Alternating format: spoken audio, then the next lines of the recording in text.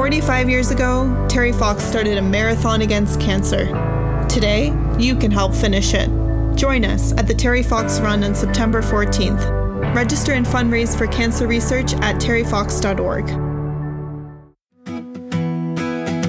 Hey there, friend, gather around. Got a story that's waiting to be found. Welcome to the Bulletin, the vibes are right. Well, memories flow under the soft moonlight. Dusting off the pages, let's turn them back.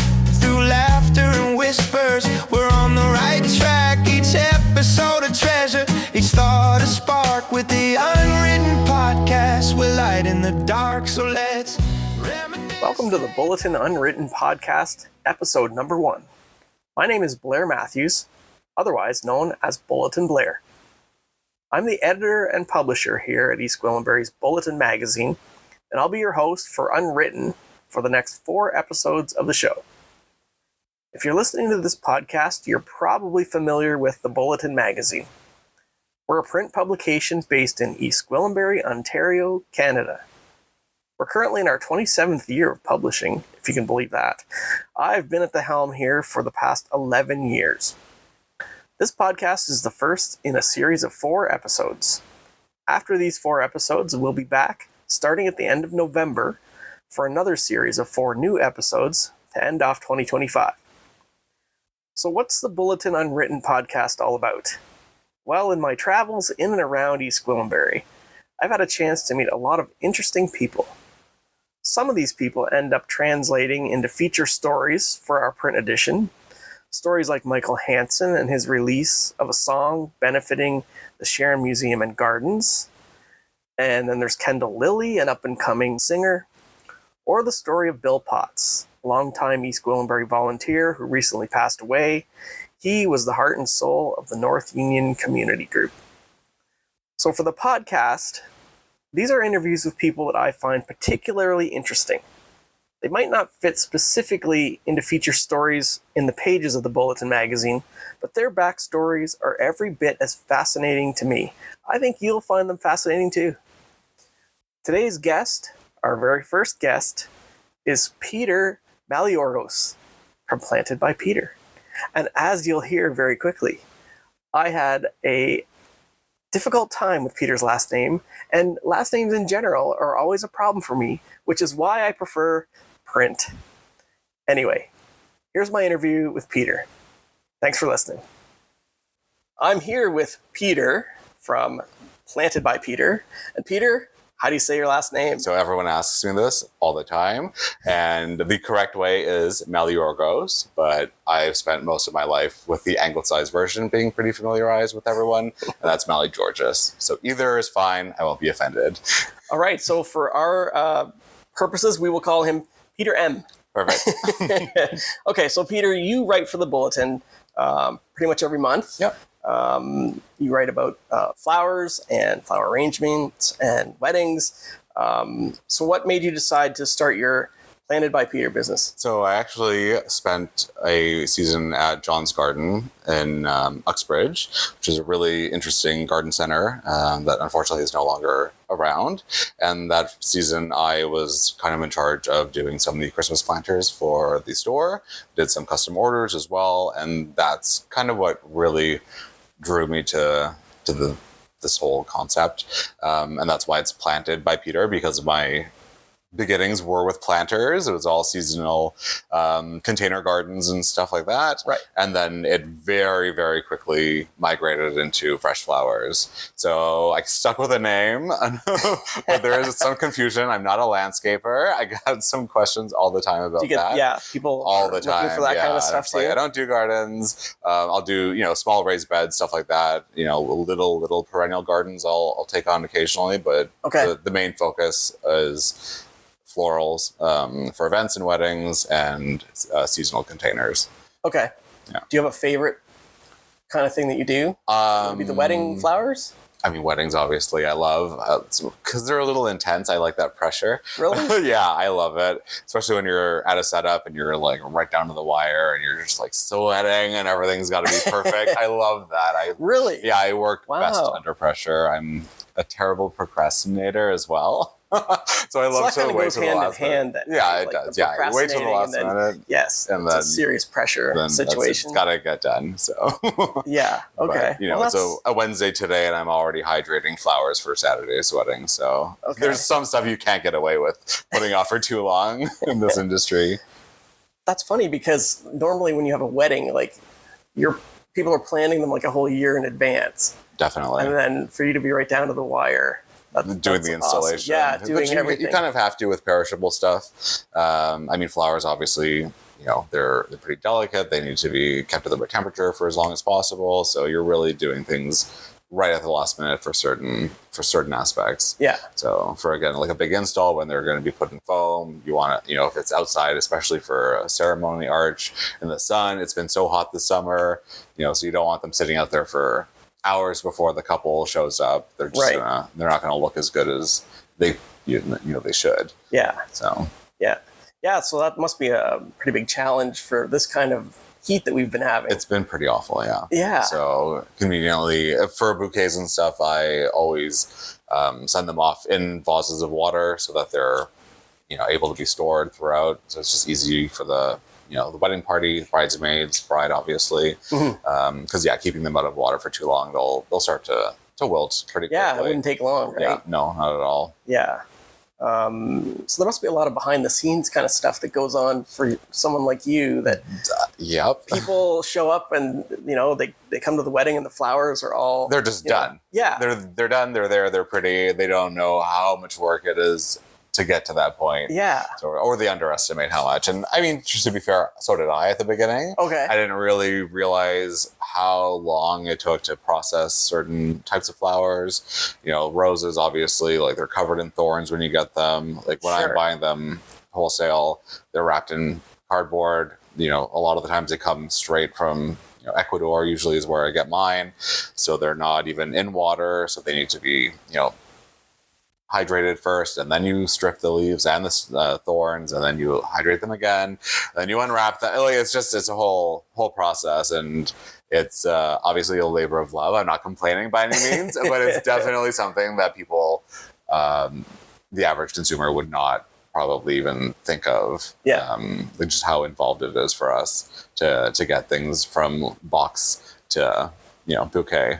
So it's definitely an eye-opening experience for someone when you're first getting into this, for sure. Mm-hmm. So, do you think a lot of brides realize how much of work is involved for you for what they're asking? I don't know. I honestly don't know. I have to admit there is definitely a lot of sticker shock when dealing with customers. There's you see these Pinterest weddings and everyone's like, oh, I want this, and then you give them an estimate and they're like, goodbye. Because there's so much of that, and there's so much access to gorgeous content online, whether it's Instagram or Pinterest, and there's actually a kind of a movement with transparency pricing now. I see a lot of florists are doing it, and it's it really helps, I think, newly engaged couples sort of get the general understanding of how much that installation is going to cost, or because I find a lot of people are totally just unaware of the price of some of these things. They see something that they like and they're like, oh, we want that. And exactly. They don't realize how much it costs or where it has to come from. Right. So I had done a wedding last fall, and it was on a Saturday, and the specific anthurium I ordered from Holland came in like Thursday afternoon. I was waiting around at my wholesalers for their shipment to come from Pearson. They're like, just wait a bit. And I'm like, okay. And, and those were retail, they're like $30 a stem. Okay. So that's for like one single flower. So, when you're using a cluster of them in a centerpiece, when that you're like, you can have $100 centerpiece, or you can have over $100 worth of one type of flower in your centerpiece. So there's so much variation in pricing. And people are just like a flower. Some people obviously are like, they don't realize just how much of a difference there is. Cause for you to pay, $3 for something generic carnation, let's say, by the time it's processed and wedding ready, although I'm going to get murdered for that one because most people do not want carnations at their weddings, even though I love them. What's the most popular thing, would you say, at weddings? For weddings, these days? Yeah. People really love, actually, a lot of people love Anthurium. Okay. There are some local growers down in Niagara that grow them, and they're a lot more reasonably priced. Sure, than if you have to fly them from for sure. So that's more of like a modern aesthetic. Okay. Roses are always going to be a classic. I actually just had a call on Monday with a bride for a winter wedding, and she does not want roses. Okay. Because they're too traditional. And she was like, I just don't like it. And I was like, oh, okay, good for you for doing something knows what different. She wants, yeah, exactly. Sure. So, I mean, I just did a wedding on this past Saturday here at the barn at Brooks Farms. Yeah. And I used garden roses. The variety was White O'Hara. It's on Instagram. And they are just so beautiful to me. They're just classic wedding flower, and they smelled so incredible. So when you're taking your photos and you're in your moment and you smell that, it makes the whole experience, I think, a little bit more real. Yeah. And especially for someone like me that obviously loves flowers and loves to garden. I've always grown stuff. I've always been surrounded by gardens, whether it's like from my parents or my grandparents. So it's for me, flowers are a huge absolute when it comes to throwing a party. So, yes, I've seen your backyard. Yes. It's pretty amazing. Thank you. And yes, you have a pond back there.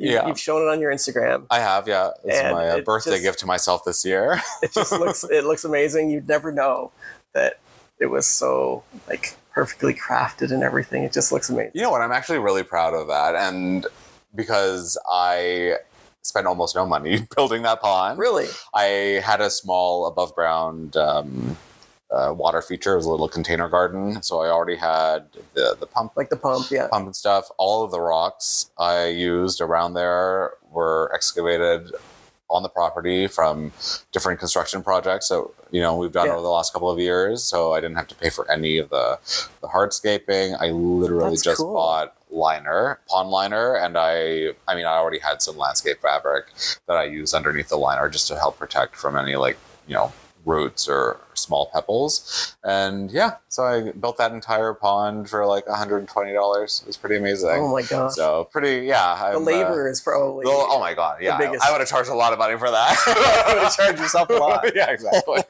But I'm pretty happy with how crafty I was with that one. Well, that's awesome. Yeah. In terms of cost of flowers, have you seen a big increase the last couple of years? Like, it seems like everything is going up. Everything's definitely going up.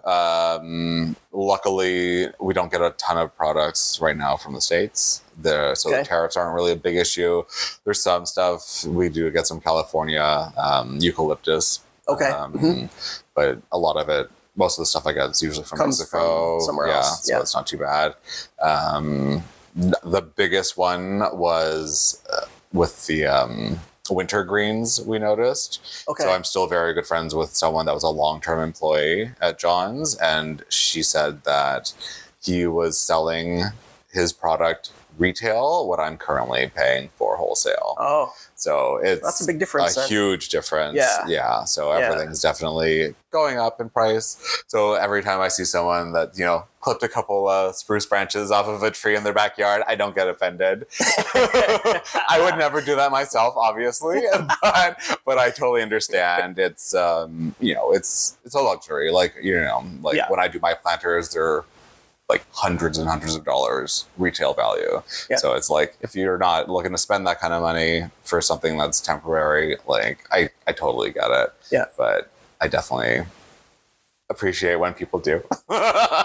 Do you feel that there's a range of people that, they want to spend just a little bit, and some people that have no limits? Oh yeah. 100%. Yeah. Absolutely. So I feel that a lot of people probably, again, even with planters, they don't really know what things cost, or, I think last year or the year before, it was over $100 worth of eucalyptus seed pods in my personal planters. Okay. So, you can go to a big box store and get, 2 planters for $100. So it's a lot of, it's again, like the anthurium, just the the price difference between certain ingredients in an arrangement. It extends to winter product as well.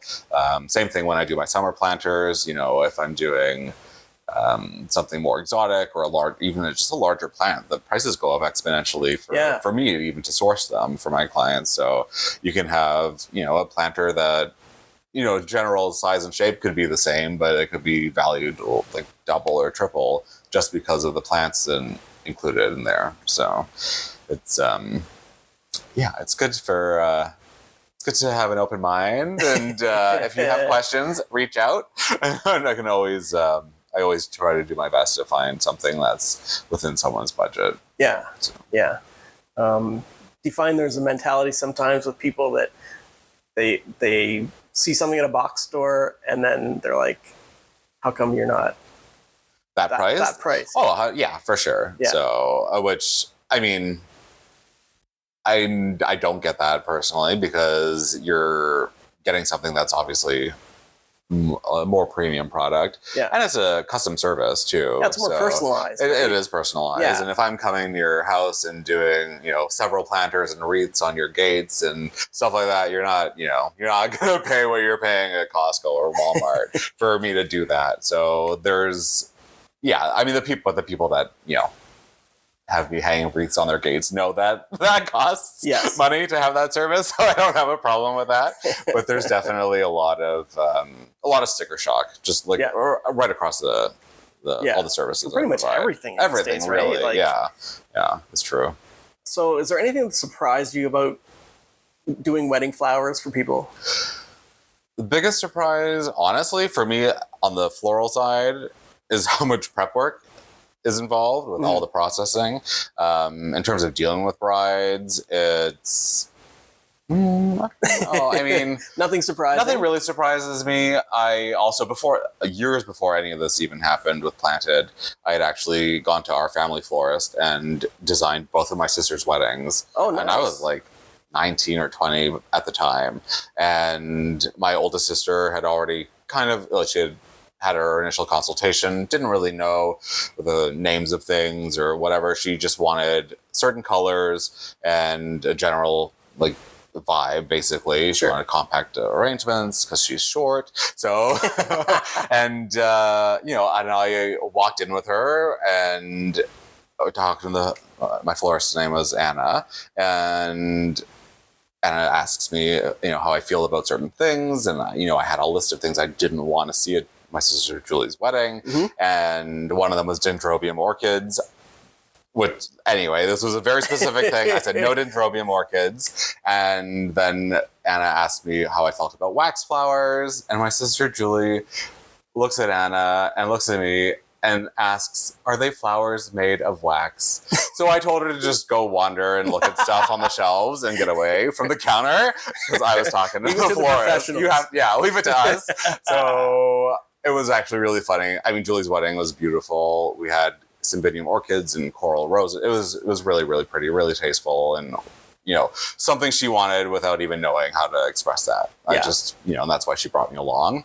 And then very shortly after, I went and I did the same thing for my sister Olivia's wedding, and on her list of flowers were dendrobium orchids. So Anna gave me a hard time because they weren't good enough for Julie, but they were good enough for Olivia.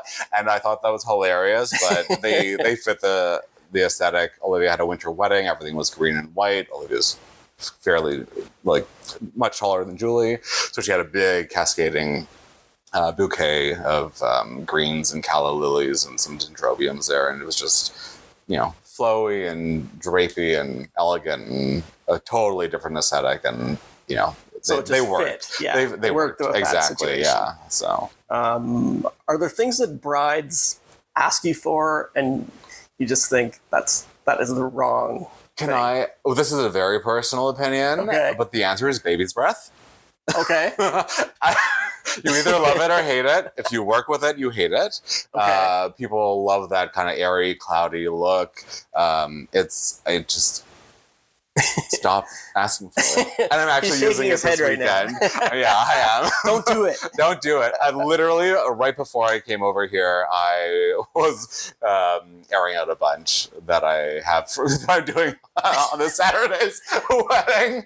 And yeah, it's just, I don't know. It's just not. It's just not your thing. It's not my thing. Yeah. There's better options for filler. There's the only problem is the other options also smell really terrible. So, what is it about baby's breath that it makes it hard to work with? It's really just the smell. Oh, okay. It's awful. I thought maybe it was like no. I mean, they're comes a little, off in your fingers or something. You're trying to... No, they're pretty good when they're fresh, and they're pretty forgiving because they're so like multi-branched. So you get a lot of volume from only a couple of stems, which is good. So I totally understand why people use them. Yeah. And again, if you're looking for that very like airy look to an installation, I mean, I see some of these, they're cascades off of a bar or hanging installation. They look like a cloud, like they're so pretty, but I just don't like working with them. They don't see the other side of that. It's No. the prep work that's involved. Right, And... yeah, or what my car smells like when I'm bringing like bunches of them back from the wholesalers. Is there a flower that you would classify as the most not expensive, but high class, high value? High value. Yeah. Again, anthuriums. Rarity, maybe? Rarity. Like, is there anything that you can't get? There's definitely stuff that's seasonally available. Sure. A little while ago, I remember I had got a bunch of Mocara orchids, and it was one of my wholesalers' first shipment from Thailand since before COVID. Okay. So it was years before they got any orchids out of Thailand, or it's not before, like since their previous one. And once they started getting them again, it was kind of exciting because you get such a wide selection of colors and styles, because it's not just your typical cymbidiums that you see, because we actually have some really good growers here that grow cymbidium orchids. So getting some product from countries that weren't necessarily easy to get product from before is nice to see. But yeah, it's a really global industry. Like, I know I wrote about that a little while ago, maybe it was last year even, but there's stuff that comes from everywhere. From everywhere, yeah. Everywhere, yeah. So typically I'll get Ecuadorian roses. Colombia is another rose country. Where else? I mean, Holland, obviously, they export 60% of the world's cut flowers. You get stuff from Africa, I think Kenya specifically. Oh, wow. Yeah, I mean, I get some stuff from Israel, I get stuff from Italy. Like, it's just wherever stuff's coming from. Yeah. You can get it from pretty much anywhere. Yeah, so that's why I like to have my orders in pretty early. My reps usually like them in about 3 weeks before the event, minimum. Because then, if they have to work their magic and get stuff from different places, and we can have it here for your wedding. Yeah. So when people book you for weddings, how far out do you usually require them to book you? I would bare minimum at least a few months. Yeah. But again, depending on when it is, availability gets pretty tight. I mean, I'm already, booking next summer. Right. So if you're, if you know when you're getting married, don't wait. Floristry is a pretty labor-intensive industry, and a lot of us rely on freelancers too. So if you're trying to scramble together to put a team together for something that you're not normally prepared for, there's a lot of steps involved with that. So the more time, the better. I do appreciate my July 2026 bride that just sent her deposit. You're wonderful. Thank you. I'll see you next summer. If only every client that you had could be that because organized. It's also it's again when it's summers. It's summer. Like, I want to have a summer too. So I'd like to plan ahead. Is that the busiest time for you? Actually, well, for me, it never stops. There's always something, especially with containers. Early summer, late spring. That's when like summer planters really start going in after around like Victoria Day, and then June's pretty quiet for events, but then you get like teacher gifts and I was doing all those succulent planters and bouquets, and there's always something going on. And then July is like dead usually. Okay. So that's kind of your in between. Yeah. So no one's really doing stuff. People are excited to be on summer vacation. Kids are out of school. People are like traveling. They're not thinking about hosting parties. So for events, it's a pretty quiet month, and then August starts picking up, September, and then October is actually the busiest month for weddings in Canada. Is it really? Yeah. So wow, I wouldn't have thought that. But I see that. I mean, you're kind of out of the summer heat. Yeah, exactly. And then depending where you're getting married, like could be fall beautiful. colors. Absolutely. Yeah. I mean, I would do that for sure. I love that.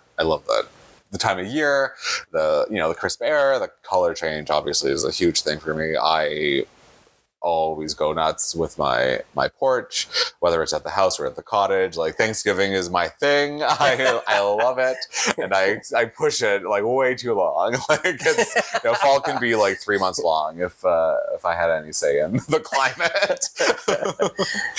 And then winter also though, like Christmas is busy for you. Oh, of course. Yeah, exactly. Yeah. So there's really no time that's you don't really have downtime. Not too much. Think.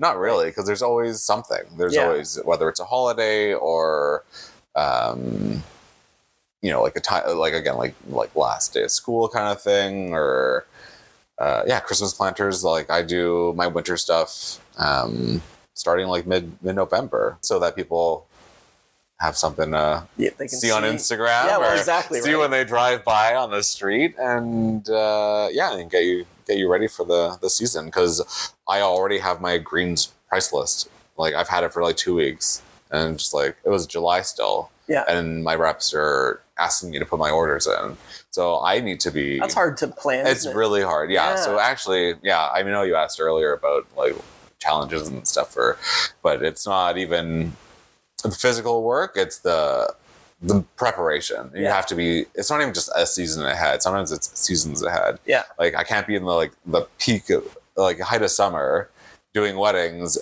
picking out like, how many boxes of pine branches I need. Like it's just, it's great, but you have to. Otherwise, you don't. Yeah. Otherwise you're not prepared by the time that comes around. Right? Yeah.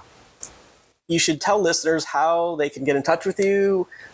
Social media. For sure. Give it to them. Yeah, so it's at Planted by Peter with a period between each of the words, and that's for everything. That's Facebook, Instagram, TikTok, although I never post there, so don't expect too much from me there. Plantedbypeter.ca is my website, so if you're just looking for content, social media is the best, especially Instagram. It's regularly updated. My stories almost daily, I'll post something there for you guys to look at, and I always get lots of messages about how beautiful my feed is and blah, blah, blah. I love that. I love hearing that. But for product inquiries or service inquiries, plantedbypeter.ca, and there's different forums for planters and weddings on there for people, and the occasional seasonal product. I do those simmering potpourri kits for Christmas or winter. Nice. My eucalyptus shower steamers are super popular too, so those will start coming out again. We appreciated the teacher gifts that you did this year. Thank you. We got those from you. That's right. Yeah, I'm sure the teachers loved them. Yeah, I've had a lot of good feedback. I did so many of those. Did you really? I did so many of those this year. Yeah, it was just people loved them. Yeah, it's much nicer than like a gift card, right? Or something personal, like something, and low maintenance too. The succulents are so easy. So that was great. Thank you. All right. Well, thanks for doing the show, Peter, and we will see you in the pages of the Bulletin. Absolutely. So that wraps up episode number 1 of the Bulletin Unwritten podcast. Don't forget, the Bulletin is a print publication with a circulation of 14,000 copies. Watch for our next edition in your mailbox around the 6th of each month. Thanks for listening, and we'll see you next time.